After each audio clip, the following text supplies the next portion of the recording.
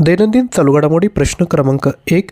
2030च्या राष्ट्रीय क्रीडा स्पर्धांचे आयोजन करण्यासाठी भारताने कोणत्या शहराचा प्रस्ताव ठेवला आहे? योग्य उत्तर आहे अहमदाबाद. प्रश्न क्रमांक 2. कोणत्या देशाने अलीकडेच चीनसारखे रॉकेट फोर्स तयार करण्याची घोषणा केली आहे?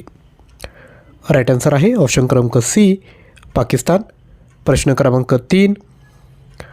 केंद्रीय मंत्रिमंडळाने भारत सेमीकंडक्टर मिशन अंतर्गत कोणत्या राज्यात सेमीकंडक्टर प्रकल्पांना मंजुरी दिली?